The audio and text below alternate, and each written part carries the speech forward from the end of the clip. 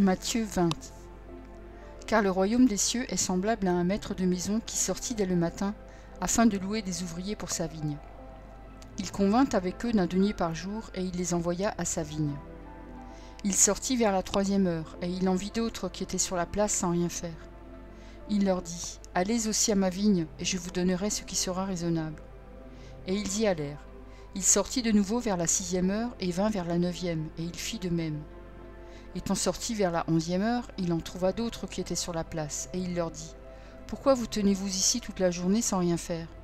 Ils lui répondirent : C'est que personne ne nous a loués. Allez aussi à ma vigne, leur dit-il. Quand le soir fut venu, le maître de la vigne dit à son intendant : Appelle les ouvriers et paie-leur le salaire, en allant des derniers aux premiers. Ceux de la 11e heure vinrent, et reçurent chacun un denier. Les premiers vinrent ensuite, croyant recevoir davantage, mais ils reçurent aussi chacun un denier.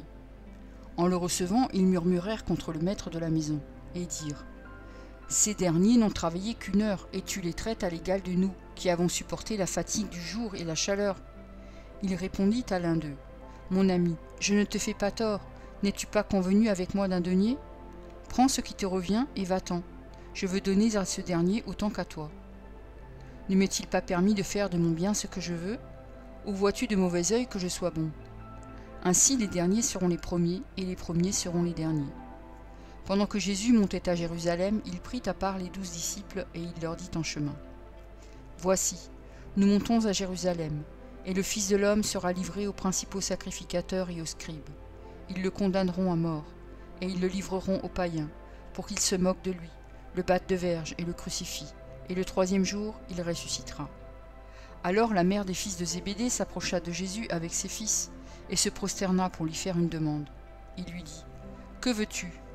Ordonne, lui dit-elle, que mes 2 fils que voici soient assis dans ton royaume, l'un à ta droite et l'autre à ta gauche. Jésus répondit : Vous ne savez ce que vous demandez. Pouvez-vous boire la coupe que je dois boire ? Nous le pouvons, dirent-ils. Et il leur répondit : Il est vrai que vous boirez ma coupe, mais pour ce qui est d'être assis à ma droite et à ma gauche, cela ne dépend pas de moi, et ne sera donné qu'à ceux à qui mon Père l'a réservé. Les 10, ayant entendu cela, furent indignés contre les 2 frères. Jésus les appela et dit : Vous savez que les chefs des nations les tyrannisent et que les grands les asservissent. Il n'en sera pas de même au milieu de vous. Mais quiconque veut être grand parmi vous, qu'il soit votre serviteur, et quiconque veut être le premier parmi vous, qu'il soit votre esclave. C'est ainsi que le Fils de l'homme est venu, non pour être servi, mais pour servir et donner sa vie comme la rançon de plusieurs.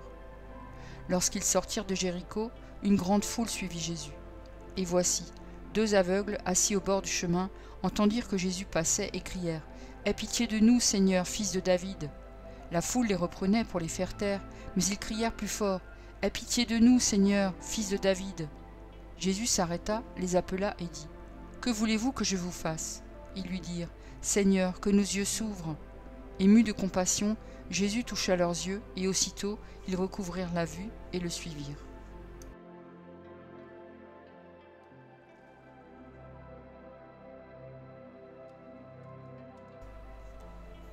Matthieu 21.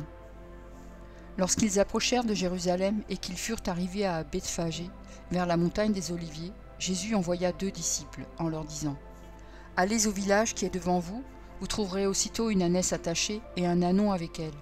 Détachez-les et amenez-les-moi. Si quelqu'un vous dit quelque chose, vous répondrez : Le Seigneur en a besoin, et à l'instant il les laissera aller. Or ceci arriva afin que s'accomplisse ce qui avait été annoncé par le prophète. Dites à la fille de Sion : Voici ton roi vient à toi, plein de douceur et monté sur un âne, sur un ânon le petit d'une ânesse. Les disciples allèrent et firent ce que Jésus leur avait ordonné. Ils amenèrent l'ânesse et l'ânon, mirent sur eux leurs vêtements et le firent asseoir dessus. La plupart des gens de la foule étendirent leurs vêtements sur le chemin, d'autres coupèrent des branches d'arbres et en jonchèrent la route. Ceux qui précédaient et ceux qui suivaient Jésus criaient : Hosanna au fils de David, béni soit celui qui vient au nom du Seigneur, Hosanna dans les cieux très haut. Lorsqu'il entra dans Jérusalem, toute la ville fut émue, et l'on disait : Qui est celui-ci ? La foule répondait : C'est Jésus, le prophète, de Nazareth en Galilée. Jésus entra dans le temple de Dieu, il chassa tous ceux qui vendaient et qui achetaient dans le temple, il renversa les tables des changeurs et les sièges des vendeurs de pigeons. Et il leur dit : Il est écrit, ma maison sera appelée une maison de prière, mais vous, vous en faites une caverne de voleurs. Des aveugles et des boiteux s'approchèrent de lui dans le temple et il les guérit. Mais les principaux sacrificateurs et les scribes furent indignés à la vue des choses merveilleuses qu'il avait faites, et des enfants qui criaient dans le temple, « Hosanna au fils de David !» Ils lui dirent, « Entends-tu ce qu'ils disent ?» « Oui, leur répondit Jésus. « N'avez-vous jamais lu ces paroles ? Tu as tiré des louanges de la bouche des enfants et de ceux qui sont à la mamelle ?» Et les ayant laissés, il sortit de la ville pour aller à Béthanie, où il passa la nuit. Le matin, en retournant à la ville, il eut faim. Voyant un figuier sur le chemin, il s'en approcha, mais il n'y trouva que des feuilles, et il lui dit « Que jamais fruit ne naisse de toi !» Et à l'instant le figuier sécha. Les disciples qui virent cela furent étonnés et dirent « Comment ce figuier est-il devenu sec en un instant ?» Jésus leur répondit « Je vous le dis en vérité, si vous aviez de la foi et que vous ne doutiez point, non seulement vous feriez ce qui a été fait à ce figuier, mais quand vous diriez à cette montagne « Ôte-toi de là et jette-toi dans la mer », cela se ferait. Tout ce que vous demanderez avec foi par la prière, vous le recevrez. » Jésus se rendit dans le temple, et pendant qu'il enseignait, les principaux sacrificateurs et les anciens du peuple vinrent lui dire « Par quelle autorité fais-tu ces choses, et qui t'a donné cette autorité ?» Jésus leur répondit « Je vous adresserai aussi une question, et si vous m'y répondez, je vous dirai par quelle autorité je fais ces choses. Le baptême de Jean, d'où venait-il?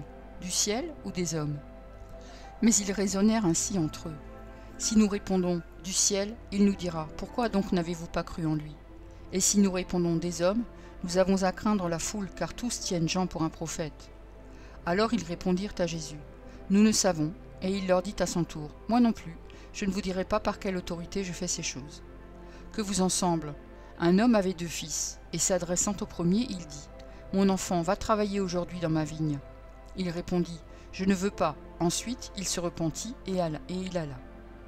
S'adressant à l'autre, il dit la même chose, et ce fils répondit « Je veux bien, Seigneur », et il n'alla pas. Lequel des 2 a fait la volonté du Père? Ils répondirent « Le premier », et Jésus leur dit « Je vous le dis en vérité, les publicains et les prostituées vous devanceront dans le royaume de Dieu. Car Jean est venu à vous dans la voie de la justice, et vous n'avez pas cru en lui. Mais les publicains et les prostituées ont cru en lui. Et vous, qui avez vu cela, vous ne vous êtes pas ensuite repentis pour croire en lui. Écoutez une autre parabole. Il y avait un homme, maître de maison, qui planta une vigne. Il l'entoura d'une haie, y creusa un pressoir et bâtit une tour. Puis il la ferma à des vignerons et quitta le pays. Lorsque le temps de la récolte fut arrivé, il envoya ses serviteurs vers les vignerons pour recevoir le produit de sa vigne. Les vignerons, s'étant saisis de ses serviteurs, battirent l'un, tuèrent l'autre et lapidèrent le troisième. Il envoya encore d'autres serviteurs, en plus grand nombre que les premiers, et les vignerons les traitèrent de la même manière. Enfin, il envoya vers eux son fils, en disant « Ils auront du respect pour mon fils. » Mais quand les vignerons virent le fils, ils dirent entre eux « Voici l'héritier, venez, tuons-le et emparons-nous de son héritage. » Et ils se saisirent de lui, le jetèrent hors de la vigne et le tuèrent. Maintenant, lorsque le maître de la vigne viendra, que fera-t-il à ces vignerons? Ils lui répondirent « Il fera périr misérablement ces misérables, et il affermera la vigne à d'autres vignerons, qui lui en donneront le produit au temps de la récolte. » Jésus leur dit « N'avez-vous jamais lu dans les Écritures, la pierre qu'ont rejetée ceux qui bâtissaient est devenue la principale de l'angle?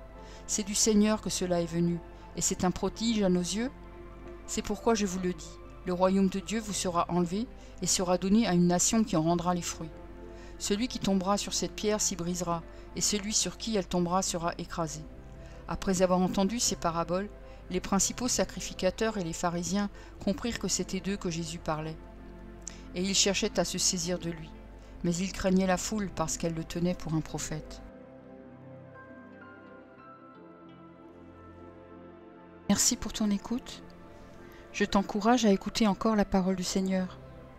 J'ai pris un engagement avec lui et je publierai tous les jours un verset. Si j'en oublie un jour, j'en ferai 2 le lendemain. De ton côté, tout ce que tu as à faire, c'est de t'abonner à cette chaîne. Et s'il te plaît, n'oublie pas le pouce bleu. Et si tu veux me laisser un gentil commentaire, c'est aussi apprécié. Pour écouter la suite, clique simplement sur la vidéo du jour suivant, en haut à gauche. Que Dieu te bénisse.